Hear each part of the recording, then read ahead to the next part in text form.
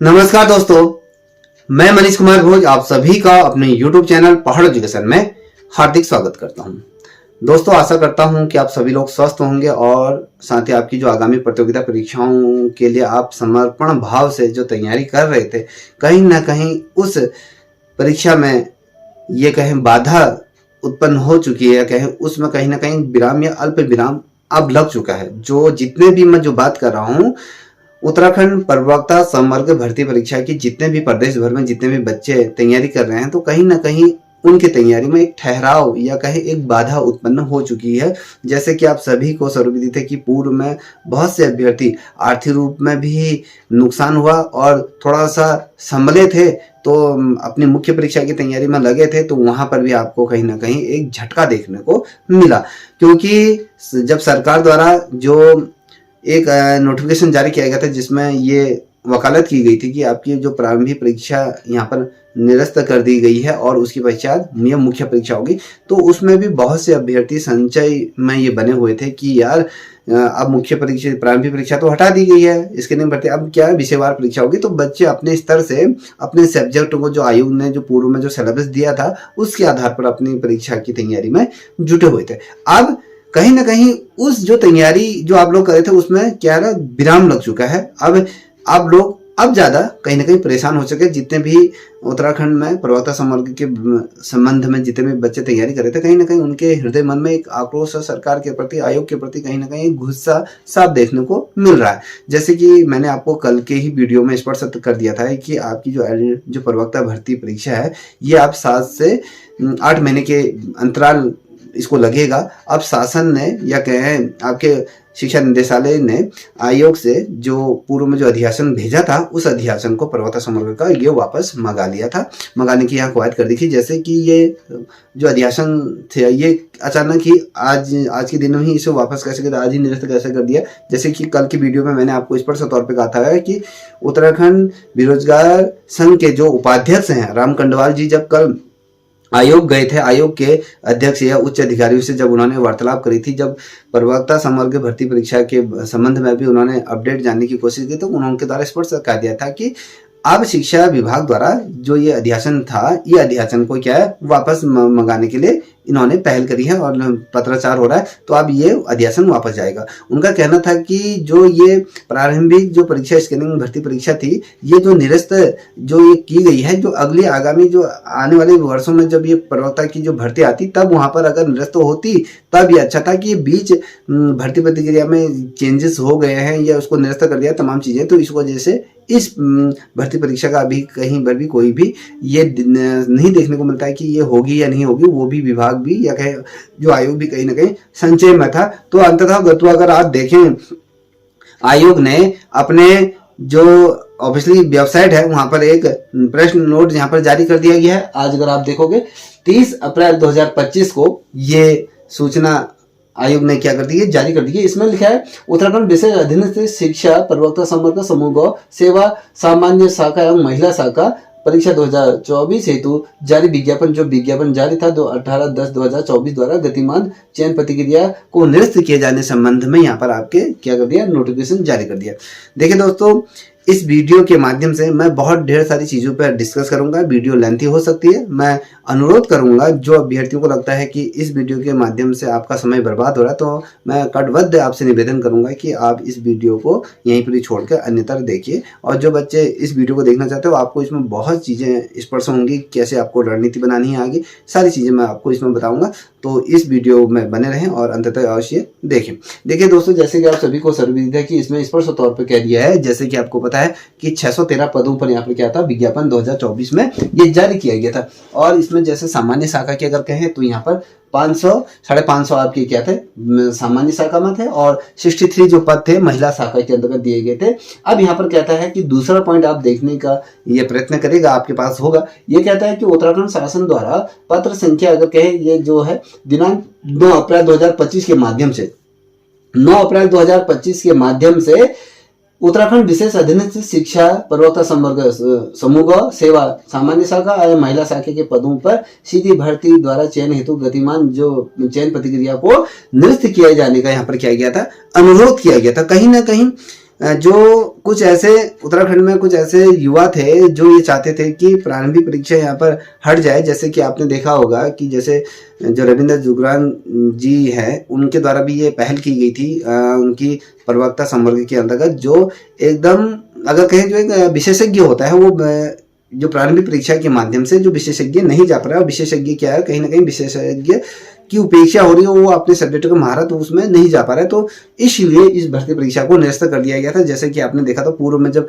Newspaper के माध्यम से जो ये सूचना जारी हुई थी उसमें भी स्पष्ट करते थे कि विभाग अब विशेषज्ञों की क्या कर रहा है, कवायद शुरू कर रहा है कि विशेषज्ञ विभाग में होने चाहिए, इसलिए इसको निरस्त किया जाता है। अब इसमें क्या प्रारंभिक क्या विषयवार परीक्षा यहाँ पर आयोजित होगी, तो इसमें इस तरीके की बातें कही गई थी। तो अब ये जो था जो 9 अप्रैल को जो के माध्यम से जो अनुरोध किया गया था कि इस भर्ती चयन प्रक्रिया को क्या कर दिया गया, निरस्त कर दिया जाए, तो यहाँ पर इसको निरस्त करने का अनुरोध किया गया था। तो आज अगर देखें तो ये कहता है कि शासन के जो पत्र संख्या था पत्र और साथ ही 9 अप्रैल 2000 के क्रम में माननीय आयोग द्वारा उच्चतम द्वारा उत्तराखंड विशेष अधीनस्थ शिक्षा प्रवक्ता संवर्ग ये कहे कि भर्ती पदों पर जो 613 पद जो जारी किए गए थे, ये कहता है चयन हेतु विज्ञापन ये 18 अक्टूबर 2024 को ये आज जो विज्ञापन जारी हुआ था, ये गतिमान जो चयन प्रक्रिया को निरस्त किया जाता है। इस संबंध में विस्तृत विज्ञप्ति आयोग की वेबसाइट यूके पर प्रकाशित की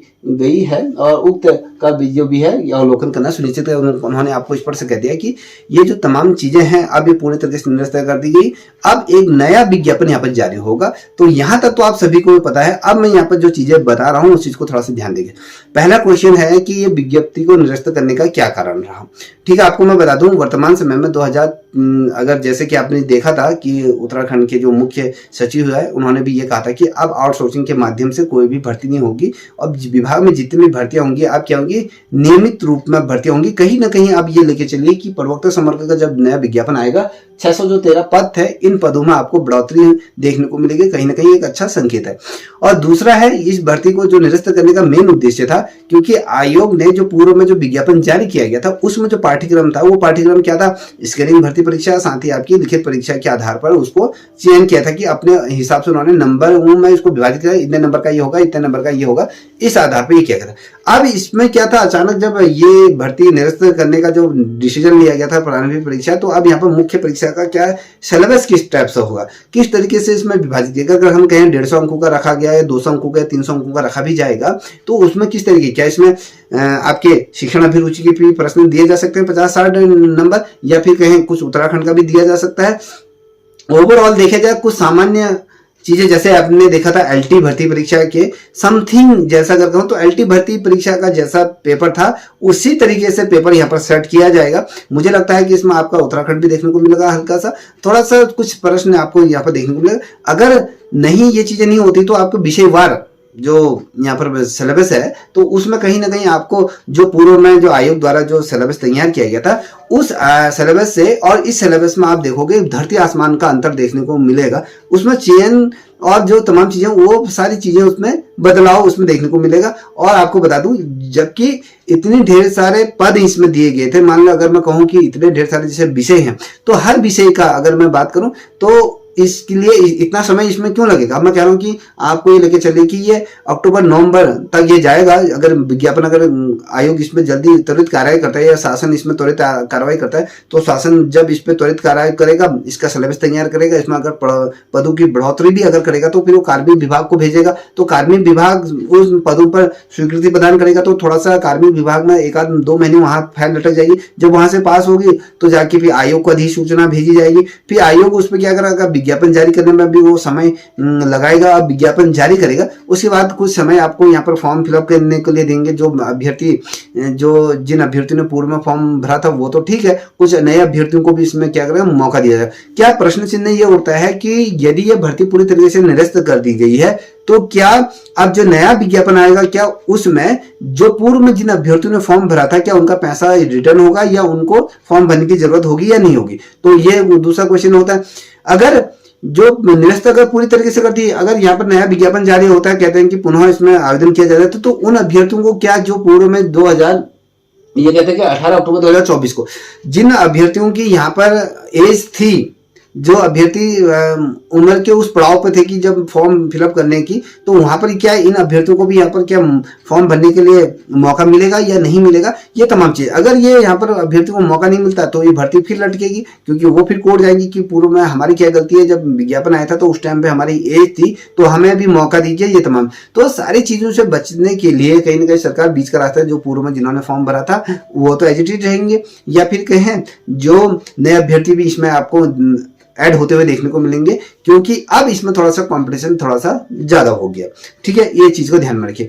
अब बात करते हैं कि भैया सिलेबस का निर्माण करने के लिए, अगर कहें इतने ज्यादा सब्जेक्ट है, प्रत्येक सब्जेक्ट का सिलेबस निर्माण करने के लिए तो समय तो चाहिए ना, ये नहीं कि 2 दिन में सिलेबस तैयार हो जाएगा।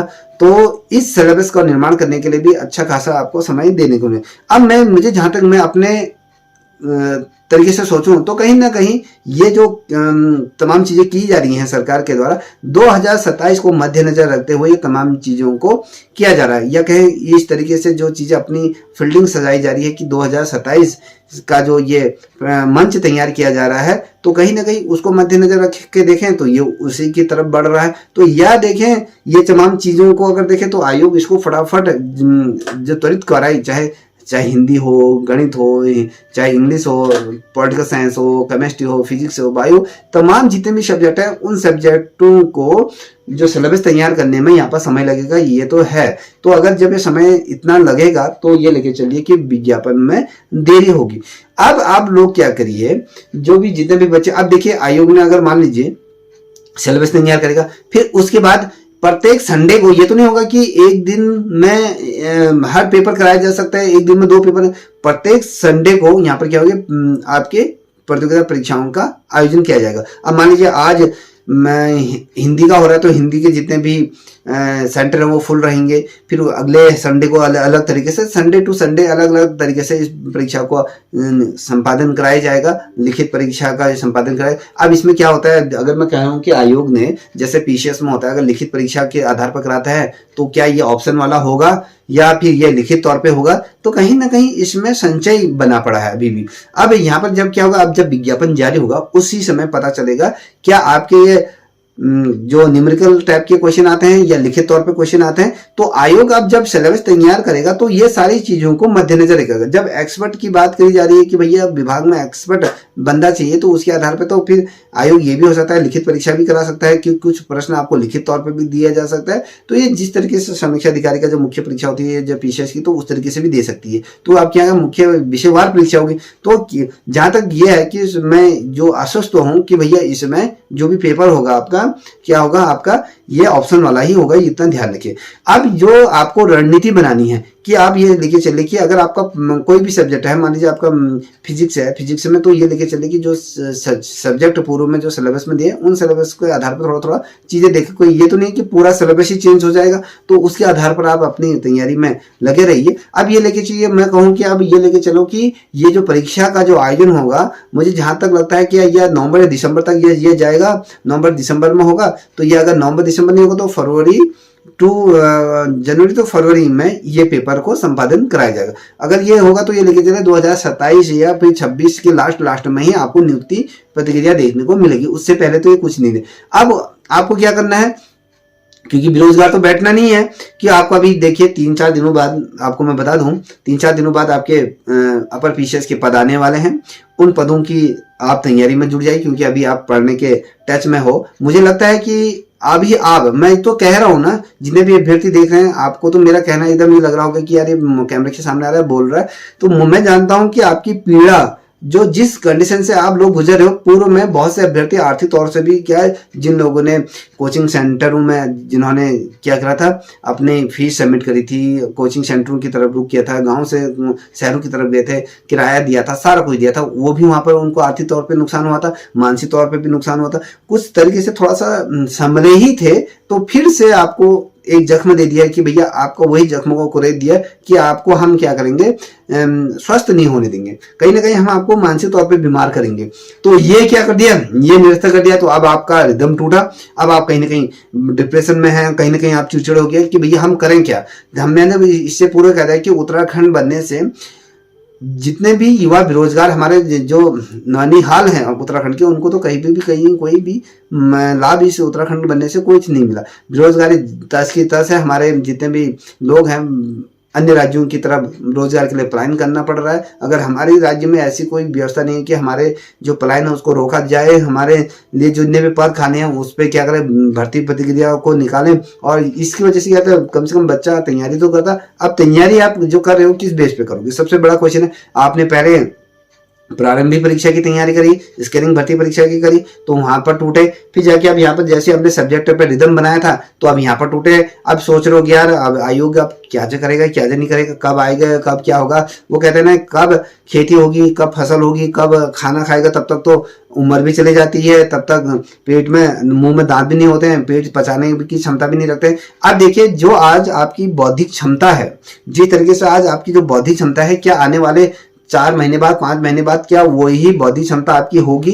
ये कैसे कह सकते हो कि आप पूर्व में डिप्रेशन है, एलटी का आपको दंश मिला, आप एलटी में आपने जख्म खाए हैं, उसके बाद जैसे ही तैयारी कर रहे थे फिर आपको चोट पहुंची, फिर जैसी तैयारी में फिर जो टूटे, तो आदमी कितना टूटेगा, कितना सहनशील होगा, अंततः कहीं ना कहीं वो हार मान जाता है। तो मैं यही कहूंगा कि आपका दुख कोई नहीं समझेगा। सरकार को आपके दुख से कोई मतलब नहीं है, कोई पड़ोसी को आपके दुख से कोई मतलब नहीं। आपको जो आपके पड़ोसी भी होगा ना, वो कहेगा बड़ा ठीक हुआ, बहुत पूछ हल्ला था, है नौकरी नहीं जी लगेगी तो अच्छा ही था। कोई भी आपके माँ बाबू के अलावा आपका हित कोई भी नहीं चाहता। आपका कोई सगा संबंधी भी क्यों ना हो, आपका कितना भी प्रिय दोस्त क्यों ना हो, वो भी आपका हित कभी चाहेगा ही नहीं।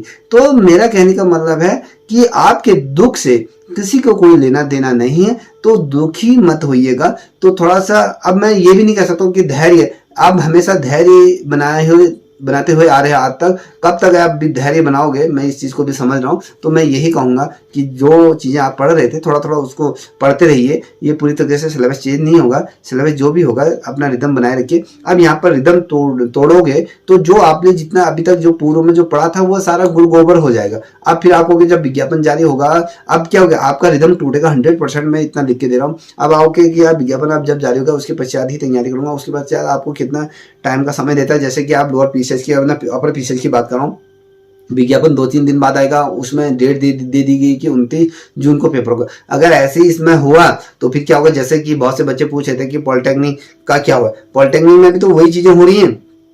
उसमें कुछ बच्चे कोर्ट गए हैं, वहां पर भी तो अभी आप देख लो जितने भी भर्तियां परीक्षाएं हैं सारे कोर्ट में लंबित है। एलटी भर्ती परीक्षा के जितने भी छात्र छात्राएं हैं उनको भी अभी नियुक्ति नहीं मिली है। वहां पर भी वो प्रकरण अभी बहुत लंबे समय से न्यायालय के अंदर करके अब विचाराधीन है, क्योंकि न्यायालय जब तक न्यायालय से वो चीजें क्लियर नहीं होंगी तब तक नियुक्ति जितने भी एलटी भर्ती परीक्षा के बच्चे हैं उनको भी नहीं मिलने वाले हैं, क्योंकि न्यायालय से परे कोई नहीं है, न्यायालय का ही अंतिम फैसला सर्वमान्य होगा। तो इसलिए वो चीजें भी वहां पर लटकी हुई है। तो हर चीज से कहीं ना कहीं आप लोगों को मानसिक तौर पे, आर्थिक तौर पे हर तरीके से नुकसान पहुंच रहा है। तो मैं इस चीज को भली भांति समझता हूं। तो मैं इतना ही कहना चाहूंगा, अपने आप में धैर्य बनाए रखिए। मैं यही कहूंगा कि टूट तो रहे हो, अपने आप को टूटने मत दो। अब यदि आप टूट गए ना, फिर उभरना बहुत ही मुश्किल हो जाएगा। तो अपने आप को इतना ज्यादा सक्षम बनाइए कि आपको कोई भी तोड़ नहीं सकता है। तो ये सोचिए कि हाँ, जो हो रहा है बेहतर के लिए हो रहा है। अगर पद बढ़ते हैं तो अच्छी बात है और बहुत से अभ्यर्थियों को मौका मिलेगा। अगर यहाँ पे जितने भी गेस्ट टीचरों के जो रिक्त पद हैं अभी, तो वो अगर यहाँ पर जोड़ते हैं तो भी अच्छी बात है। तो कहीं ना कहीं अगर मैं कहूँ तो ये लेके चले कि आप लोगों के लिए अच्छा है। और अगर देखूँ दूसरे दृष्टिकोण से देखूँ तो आप लोगों के साथ बहुत बहुत बहुत ज़्यादा अन्याय हो रहा है। आज की तिथि में जिस तरीके से बेरोजगारी बढ़ रही है, संसाधनों में जो अगर कहे क्या बोलते हैं, जो महंगाई बढ़ रही है, तो उस कंडीशन में तो जॉब होना बहुत ही जरूरी है। तो आज बहुत से बच्चे 35 साल के हैं, 40 साल के आसपास हो गए, नौकरी नहीं है, शादी नहीं हो पा रही है, घर की आर्थिक स्थिति बहुत डगमगा चुकी है। जितने भी डिपेंड हैं सारे हम माँ बापों पे ही डिपेंड है, ठीक है। तो ये तमाम चीजें, तो कहीं ना कहीं एक आपने होप लगाई थी कि यार एलटी में नहीं हुआ मेरा, चलो लेक्चरर में तो हो जाए, लेक्चरर में मैं दिन रात एक कर रही हूँ। तो कहीं ना कहीं एक होप बात के रखी थी, तो वो कहीं ना कहीं वो होप भी कहीं ना कहीं टूट गई है। आज अगर ये जो अध्यासन सूचना को अगर हम देखें तो इसके आधार पे तो वो खत्म कर दी गई है। तो मैं यही कहूँगा दोस्तों कि अपने आप को तोड़ना नहीं है। ये जो समय है ये आपकी कहीं ना कहीं परीक्षा ले रहा है, ये आपको जांच कर रहा है कि भैया आप कितने ज़्यादा शक्तिशाली है, ये कितने धैर्यवान है, कितना अपने आप में धैर्य बना सकते हो।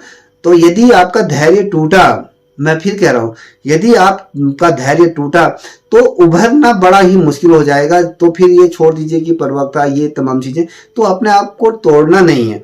चाहे आपके दुख से किसी को कोई फर्क नहीं पड़ता है, मगर एक जने को तो उस तुम्हारे दुख से बहुत ज्यादा दुख पहुंचता है। यदि आप टूटे तो ये सोचो कि तुम्हारे माँ बाप जब आप पढ़ाई करते होगे ना, रात रात भर जब पढ़ाई करते होगे, उनको भी पता चलेगा कि यार अब ये पेपर पीछे जाए, तो माँ बाप आपसे कहेंगे कुछ नहीं, मगर उनको बड़ा ही ठीक पड़ेगा, वो भी कहीं ना कहीं अंदर से दुखी होंगे। तो कहीं ना कहीं अगर आप टूटे या आपके भाव बदले तो कहीं ना कहीं वो चीजें माँ बाप समझ जाते हैं, तो कहीं ना कहीं माँ बाप भी परेशान होंगे। तो आप जिस तरीके से रिदम के साथ पढ़ाई कर रहे थे, उस रिदम के साथ आप पढ़ाई करते रहिएगा।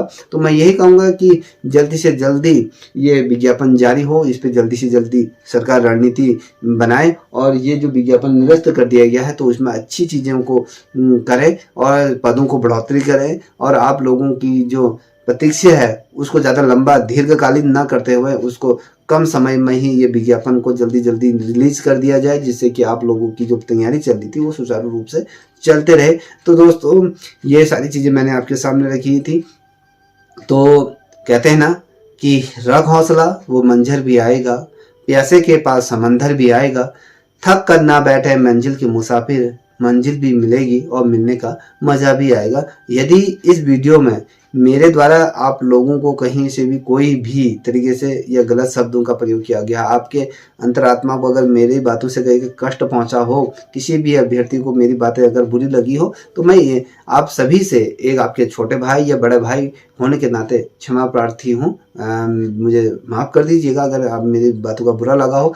तो इन्हीं शब्दों के साथ मैं अपनी वाणी को विराम देता हूँ। तब तक इतना ही। जय हिंद, जय भारत, जय उत्तराखंड।